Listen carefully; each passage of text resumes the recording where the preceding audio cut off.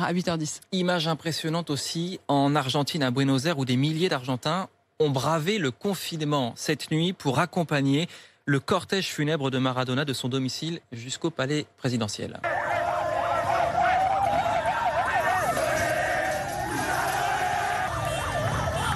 Voilà, vous entendez les chants des Argentins alors que le corbillard était en train de passer. 3 jours de deuil national sont décrétés dans ce pays où Maradona a toujours été considéré comme une icône, y compris à la fin de sa vie dans les dernières années qui étaient compliquées, Alfred Orange.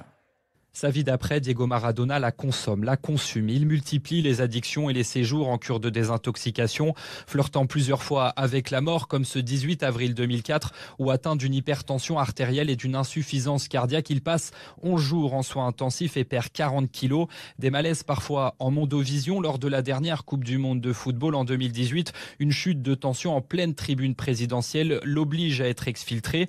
Sa mort signifie aussi la fin de cette lente agonie vécue par procuration par beaucoup d'Argentins comme Alejandro Dagfal, historien à la faculté de Buenos Aires. Je crois qu'il y a aussi un peu de soulagement parce que du coup on voyait que ça allait mal. Là c'est un peu comme si on avait un grand-parent qui a l'Alzheimer et qu'on sait qu'il marche dans les rues tous les jours et qu'un jour il va tomber et il va avoir un gros problème. C'était un peu ça. Et là on dit bon, mieux vaut que ça s'arrête, mieux vaut que ce soit comme ça et pas que ça se devienne un calvaire. Sa mort, Diego Maradona l'avait anticipé dans une interview en 2005. Quand je disparaîtrai, dit-il, je voudrais une inscription sur ma pierre tombale où l'on écrirait « Merci au ballon ».